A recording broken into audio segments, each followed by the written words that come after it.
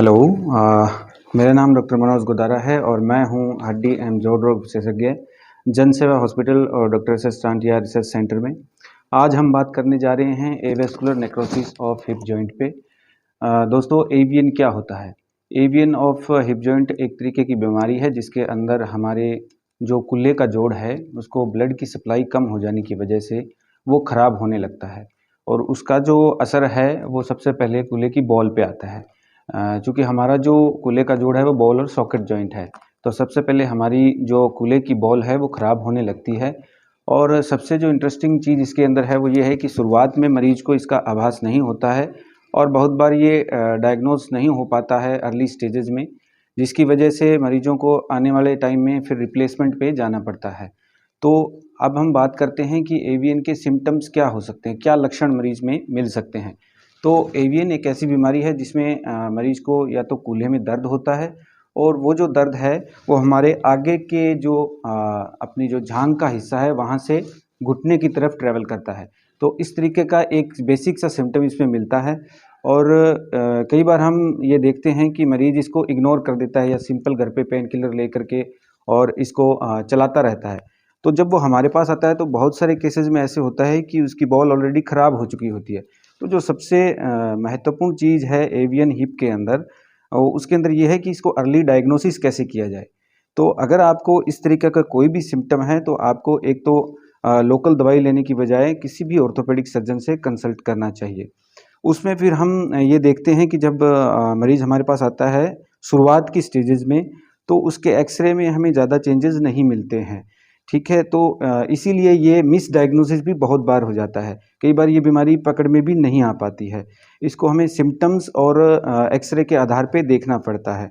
जैसे कि मैं आपको एक एक्स-रे दिखाना चाहूँ। हाँ, तो ये एक एक्स-रे है मरीज़ का जो हमारे पास कूल्हे का दर्द लेकर के आया था और इस एक्स-रे को अगर हम देखेंगे तो दोनों तरफ की बॉल जो है वो एक जैसी सी नज़र आ रही हैं। इसको एक्स-रे को देखकर कोई भी नहीं कह सकता है कि इसके avian avascular necrosis of hip हो सकता है। हालाँकि इसमें थोड़े बहुत चेंजेज़ हैं जो मिस भी हो सकते हैं। तो इसमें जो हमने इसका जो डायग्नोसिस बनाया है वो बनाया है इसके लक्षण के आधार पे। फिर हमने जब इस पेशेंट की एमआरआई स्कैन करवाया तो हमें इसकी एमआरआई स्कैन के अंदर अगर आप इन 2 बॉल्स को देखेंगे, ये हमारा राइट हिप जॉइंट है और ये लेफ्ट है। तो इस हिप जॉइंट की जो राइट साइड की बॉल है और ये लेफ्ट साइड की बॉलों में दोनों में काफ़ी अंतर है और बॉल जो है गलना शुरू हो गई है। तो इसी को हम एवियन हिप कहते हैं। तो अब जो ये मरीज़ आया है ये हमारे पास स्टेज 2 में आया है। एवियन हिप की 0 से लेकर के 5 तक स्टेजेस होती हैं और उन स्टेजेस के आधार पर जो इसका ट्रीटमेंट है वो अलग-अलग होता है। तो अगर हम इस स्टेज में इसको डायग्नोसिस कर लेते हैं स्टेज 2 या 3 के अंदर, तो एक सिंपल छोटे से ऑपरेशन से हम इसका जॉइंट बचा सकते हैं।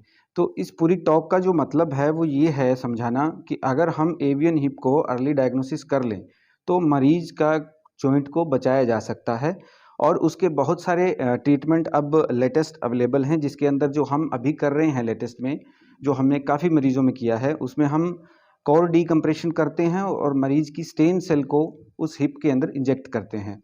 दोस्तों, कोर डिकम्प्रेशन क्या होता है? इसके अंदर हम 3 या 4 छेद बनाते हैं जो गली हुई हड्डी है, जो बॉल है उसके अंदर, ताकि उसका जो अंदर का प्रेशर है वो रिलीज़ हो जाए और उसमें सर्कुलेशन वापस से रिस्टोर हो जाए। और प्लस हम क्या करते हैं, मरीज़ के खुद का ब्लड लेते हैं और उसमें से जो अच्छी सेल होती हैं स्टेम सेल, वो सेल हम इंजेक्ट करते हैं। उससे क्या फ़ायदा होता है कि जो गला हुआ हिस्सा है, उसकी प्रोग्रेस को रुक जाता है प्लस हीलिंग भी हो जाती है। तो इसका फ़ायदा ये होगा कि आगे चलकर जो आपका कूल्हा बदलवाने की आवश्यकता आपको साल भर में 6 महीने में पड़ती थी, वो या तो पड़ेगी नहीं और पड़ेगी भी तो हम उसकी ड्यूरेशन को लंबा कर देते हैं। इनफैक्ट कई मरीज़ों में ये 5 से 7 साल, 10 साल तक भी मरीज़ों को दिक्कत नहीं होती है। तो एवियन हिप में आपको ये ध्यान रखना है कि इसको न इग्नोर नहीं करना है और जब भी ऐसा कोई कूल्हे का दर्द आपको होता है, तो आपको ऑर्थोपेडिक सर्जन से कंसल्ट करना है ताकि आपके कूल्हे के जोड़ को बचाया जा सके और आपका ओरिजिनल जो कूल्हा है, उसकी लाइफ को बढ़ा सकें और ताकि आपको आगे चल के घुटना कूल्हा प्रत्यारोपण की तरफ ना जाना पड़े। हाँ दोस्तों, अब हम बात करते हैं कि एवियन होने का कारण क्या होता है? किसी मरीज को एवेस्कुलर नेक्रोसिस ऑफ हिप होता क्यों है, उसकी बॉल ख़राब क्यों होती है? इसके कई सारे रीज़न हैं, जैसे कि जो लोग बहुत ज़्यादा स्मोकिंग करते हैं, जो ड्रिंकर्स होते हैं, अल्कोहल ज़्यादा लेते हैं, इवन पोस्ट कोविड एरा के अंदर भी इसके चांसेस बहुत ज़्यादा बढ़े हैं। कोविड से भी इसका काफ़ी सारा रिलेशन अभी लेटेस्ट स्टडी में सामने आया है। और इसके अलावा किसी भी ट्रॉमा की वजह से हो सकता है, जैसे आपका कोई फ्रैक्चर हुआ है हिप जॉइंट के अराउंड, उसकी वजह से भी एवीएन हो सकता है।